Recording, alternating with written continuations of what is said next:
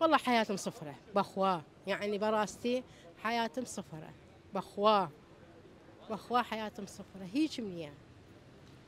منية أبد هيك منية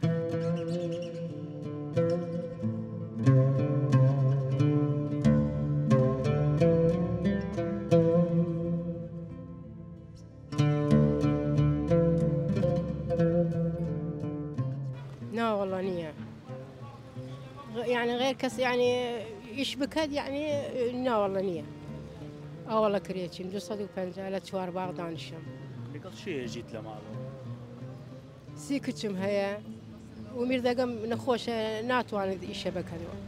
من مجبورهم يعني ام عربانة قالوا لقوم بتسكت فرش والله هي قناعتهم هي بس ده صلاتهم لي يعني مجبورهم امي شقبكم اجناكم يعني لبرسي مريم بخوا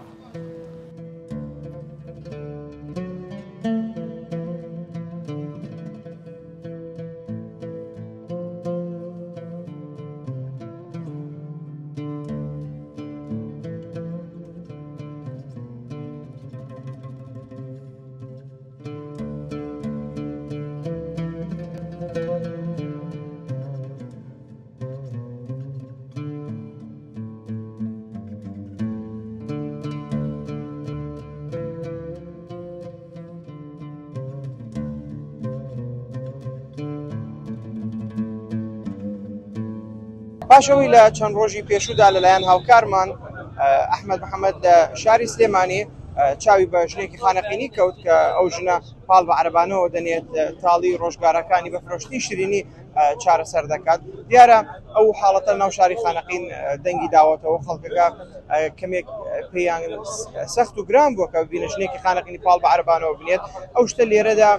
وجودی نییە بۆیە خەڵکی خانەقین زۆربەی خێرخوازەکان کار بۆ ئەوە ئەکەن کە بگەن بەو ژنە و یارمەتی خۆیانی پێ بگەێنن. ئەم پێم خۆشە بڕۆم بۆ لای بەشێک لەو هاوڕێیانە کە لە خەمی کۆکردنەوەی ئەو یارمەتیان بۆ ئەو ژنایی کە خەڵکی سلێمانیە. کاک عەلی ئەم کاتت باش ژیانت باش بەڕێزی. باسی ئەو ژنم بۆ کە بینیتان لە سۆشیال میدیا چۆن ئەتوانن هاوکاری بکەن وەکو ژنێکی خانەقینی لە شاری سلێمانی خەریکە پاڵ بە عەرەبانەوە لە سەرەتا دەستخۆشی لە کەناڵ 964 کە 964 ناتاتیمە لە خانەقین ئەو ژنە نەدیمنەوە. کارکردن عیب نییە، یعنی هەرکی کار بکات معیشت مناڵی بدات عیب نییە، بەڵام ئێمە ئەوە پیمان ناخۆشە کە ژنێکی خانەقینی لە منتەقەیەکی غەریب عەرەبانە دەڵێک بدات تاکوین بکات. لەبەرەوەی ئێمە وەرە ئەو برادرانە وەر کاک عەلی نەوزاد ئەو باقی برادرەکان تر کارزان بڕیارەوەدان کە بتوانین ماڵی گەرا ئەو ژنە بکەین لە شار خانەقین. هەروەها ئێمە ماڵ و یەک ڕۆژ دوروش ناکرێت، لە سەرەتاوەتیم بارینی خانەقین ماڵێکی ئیجارڕێ بکەیمەن، مەسروف جارەکی خۆمان دێمن، مەسروف مانگانەی ئەو عایلە خۆمان بدەیمێن، هەروەها وەر مەواد غذایی ئەو عایلە خۆمان بدەین تاکو ئەو ماڵەیمان نەتەوا بوون. ئێمە ماڵ فرە کردیمە لە خانەقین سەرەتا ئێستا توانین لە بەختیاری بنایی ماڵ بکەین. ئەگەر هاتەوە خانەقین ئێمە توانین کیلۆ ماڵی لە بینە پیرەتی معیشت بکات، هەرچەند ئێمە تا ئێستا ئەو ژنە ناناسین، بەس لە سۆشیال میدیا دینەسەی. لەبەرەوەی هیوادارین ئەی ڕسالەمانە بەڕێز لەو ژنە، چونکە لە قەنات خۆدانەوەی مناشت دەکرێ، ئێمەش لە قەنات خۆدان ناتوانین بڕەسینێ. ئەگەر توات بادە خانەقین لە ڕێگەی پەیامنێردان ڕاژان لە شار خانەقین ئەی خەوەرداری بکەن، ئەگەر توات بادە خانەقین ئێمە خزمەتی چون توایت خزمەت ئەو ژنە بکەیت. ئەوەی ژنەفتم جەنابەت حەزەکەی چی دەرا سلێمانی یەکەم جار دەستخۆشی لە خەناتان دەکەین وەڵاسی گەلەی خەناتێنی هاتا و جەنابەتی هاتا من ڕسم نێژیدا. ئێمە پیمان ناخۆشە کە ژینی خانەقینی کە هەرچە بوونیەشی من غەریبیە، لكن هذا شاري تر وها كتنجيب كيشيد ومعيشتي وضعيف بود. فما هاتي من ناخوش وبمان هاتي من بروي صندوق نايمن كخماني شخصيا يارمتي دايما كبتواني ميزان شي باريك جمو كيمن اراي بتواني يارمتي بيمن دكتور علي جدس خوشي دي كيمن كوت التبراي كاميرا مالي وخلق خانقينيش لا كنال قدنا رينا اراجي نقا كبرزب ان شاء الله خلق خانقين داواك ليجينا اجت توانت بعد ورا خانقين يارمتي دايما خمان شخصيا يارمتي دايما اجد ناحيه باربو اجد ناحيه مسواق وناحيه شي بتواني من يارمتي بيمن بس يك عتبق من هي بلام بداخوا عرب البرسكاني خانقين كهانه سليماني